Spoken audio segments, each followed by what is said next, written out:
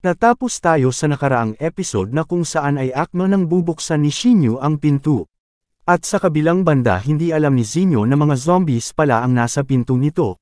Pagkabukas ni Zinyo ng pinto ay saktong dumating na ang ating bida, at natanong nito ang mga zombies na nasa pinto nila, at pumikawala kaagad ito ng isang mabilis at nakamamatay na atake. Bumukas na nga ang pinto, at nakita ni Zinyo ang isang kamay ng ating bida na may dugo, kaya nagulat si Zinyo na nagsabing zombie. At sinara niya kaagad ang pintuan.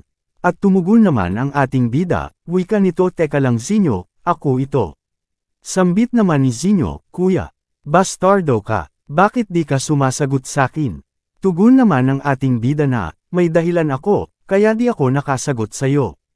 Sabay tanong naman ni Zinyo sa loob ng kwarto, kamusta ka kuya, ayos ka lang ba? At ang lahat ng palapag ay ligtas na ba ngayon? At biglang natigilan ang ating bida sa pagkakasabi dahil napansin nito na may isa na namang kalaban, at sinabihan nito si Zinyo habang nakatingin ito ng masama sa papalapit na maskuladong zombie, wag na wag mong bubuksan ang pinto, kahit anuman ang marinig mo mamaya, wag mo itong buksan. Nag-aalalang tugon naman ni Zinyo, kuya, bakit anong nangyayari, kuya? At isinara na ng ating bida ang pinto. At wika nito sa isang maskuladong zombie, hanggang dyan ka lang, hindi kita hahayaang makalapit sa pintong ito, ni kahit isang hakbang lang. Galit at sigaw na tugon ng zombie, magparehistro. Magparehistro. At humakbang na nga ito, sa pagkakahakbang nito ay pumikawala ang ating bida ng isang malakas na atake mula sa paa nito, at naputol ang isang paa nito, at dagdag pa nito, sinabi ko na kanina, hindi ko hahayaang makalapit ka, ni kahit isang hakbang.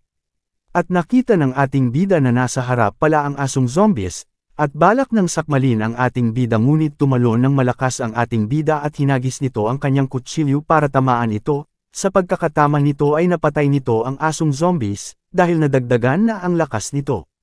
Habang ito'y nasa ere ay umikot ito ng mabilis papunta sa maskuladong zombie, at pumikawala ito ng malakas na sipa. Tumama ang sipa nito sa ulo ng zombie at bumagsak ang zombie dahil sa malakas na atake nito. Nakasumubsob peren ang mukha nito mula sa sahig, ngunit buhay peren ito at bumabangon. Nagtataka na nakatingin ang ating bida dahil nakakagalaw peren ito ng normal kahit wala na itong isang paa, at parang baliwala lang ang mga natamo nitong sugat. Ngunit napangiti ang ating bida dahil balak nitong subukan ang lakas ng ikatlong antas ng strength nito.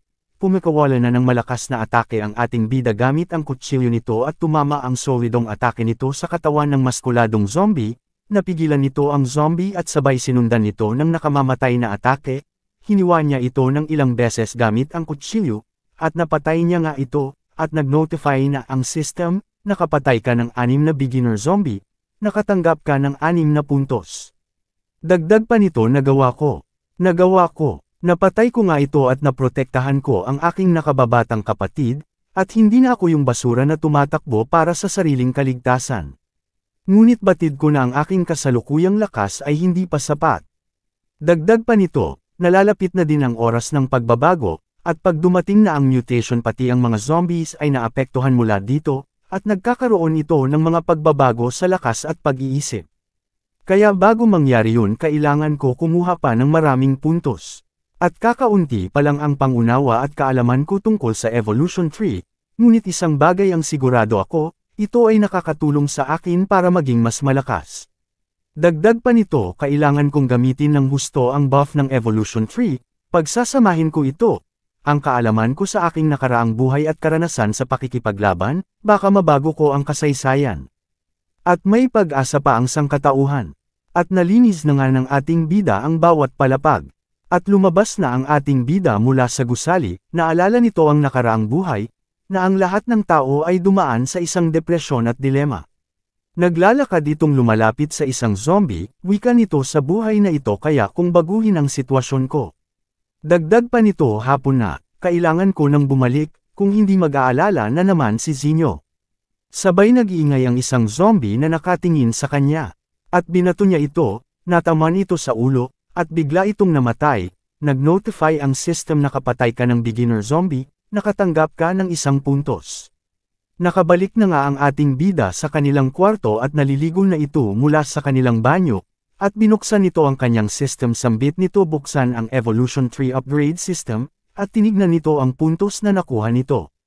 Kakaunting lang pala ang aking mga puntos na nakuha, hindi ko inaasahan, bagamat ito ay sapat na, kung gusto kong magpatuloy sa pagkuha ng higit pang mga evolution points, kailangan kong umalis sa apartment na ito. At sa labas ay mas lalong mapanganib, kailangan kong ipamahagi ang mga puntos ng katangian sa mga kapaki-pakinabang na katangian. Gamitin ang 5 puntos para i-upgrade ang agility sa 3 antas.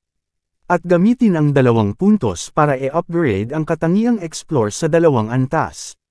At nakikita natin sa kabuuan na antas 3 na ang strength nito, ganun din ang agility nasa pangatlong antas na din, habang ang explore ay nasa pangalawang antas, at ang mental spirit nito ay nasa antas 1 parent. Ika-alas 8:55 na ng oras ng gabi kakatapos lang maligo ng ating bida at nakapagbihis na ito. Naglalakad itong papunta sa bintana dahil anden si Zinyo. Pagkalapit nito kay Zinyo ay tinanong niya ito, "Zinyo, bakit hindi ka pa natutulog, at nang makapagpahinga ka na?" Tugon naman ni Zinyo, "Kuya, nakita ko sa balita ngayon lang, nasabi nila ang pagdating ng mga zombies ay isang malaking kalamidad na hindi pa nararanasan ng tao, ngunit kaya nilang kontrolin ang paglaganap ng sakunang ito, at malapit nang maligtas ang sangkatauhan." Dagdag pa ni Zinyo, "Totoo kaya ito? Pero ang mga zombie na nakikita ko sa daan ay lalong nadidagdagan." Dagdag pa ni Zinyo, "Madami na ang nakakagulat na pangyayari, pero iba pa rin ang nararamdaman sa kaibuturan kong puso." Tugon naman ng ating bida sa nag-aalalang si Zinyo, "Alam ko may paraan. Pero kahit gayon paman paprotektahan kita Zinyo kahit anuman ang mangyari." Sabay lagay nito sa soft drinks na iniinom nito at inabot niya kay Zinyo, at tinanggap naman ito ni Zinyo. At nakangiti itong nakatingin kay Zinyo, dagdag pa nito, "Bakit? Hindi ka ba naniniwala sa akin?" Dali-daling tugon naman ni Zinyo na hawak-hawak ang soft drinks na binigay nito, "Hindi naman sa ganun kuya, nag-aalala lang ako sa kaligtasan mo. Alam mo ba kung gaano ako nag-alala sa paghihintay sa pagbalik mo ngayon, natatakot ako na baka hindi ka na bumalik. Dagdag pa nito, kung nakakagalaw lang ako ng maginhawa, gusto ko din tumulong sa'yo kuya. Hindi ko nais na maghintay lang at magdasal lamang sa bahay." Tugon naman ng ating bida sa nalulungkot nitong kapatid, "Zinyo, huwag kang mag-alala, may pag-asa pa para makalakad ka ulit." Wika naman na sagot ni Zinyo sa sinabi nito, "Imposible yang sinasabi mo kuya, hindi mo na ako kailangan pang e-comfort, alam kong hindi na ito gagaling pa." Sa isip na tugon ng ating bida, "Hindi ito posible, pag nagising mo ang iyong kakayahan, may posibilidad. At ngayong gabi ay magkakaroon ng meteor rain, ito ay ang pagbabago ng sangkatauhan." Seryosong nag-iisip ang ating bida na alala nito ang nakaraang buhay, nag-evolve din ang mga zombie, at ang meteor rain ang dahilan nito. Sambit naman na sabi ni Zinyo, "Kuya, tignan mo ang langit, may kumikinang sa langit." Sa isip ng ating bida na nakatingin sa meteor rain, dumating na ang isang mapagkukunan na maaaring magbago ng kapalaran ng isang tao, ang Awakened Source. Ang mga Awakened Source na ito ay magkakalat ng isang espesyal na enerhiya. Ang enerhiya na ito ay kumakalat sa lahat ng mga zombies. At ang mga Awakened Source Energy na nasa loob ng zombie ay mag-iipon ng isang tiyak na lakas. Ito ay magiging Gene Core, at pagkatapos na makonsumo ang enerhiya ng Gene Core, ang tao na hindi pa nagiging awaken, ay maaaring mapuwersang at magising ang natatagong kakayahan nito, gamit ang Gene Core. Kailangan kong gamitin ito at hayaang ma-awaken ang karamihan sa mga tao, para kayanan nitong kalabanan ang mga zombies, at ibalik ang dating sitwasyon. Dagdag pa nito, mas kaunti lang ang populasyon ng mga tao na maaaring sumipsip sa enerhiya ng Gene Core, at direktang makakuha ng kakayahan. Gulat at natatakot si Zinyo sa pangyayaring nasaksihan nito. "Kuya, may meteor na lumilipad malapit sa kinalalagyan natin. At dumaan na nga ang meteor na malapit sa kanila, at bumagsak ito sa di kalayuan." At gulat naman na sambit ni Zinyo, "Kadelikado naman noon. Muntik nang matamaan ang gusali natin." Dali-daling tinignan kaagad ng ating bida kung gaano ito kalayo, distansya nito ay nasa 16 na kilometro, gamit ang ikatlong antas nito sa agility, ay kaya niya itong takbuhin ng 1 oras.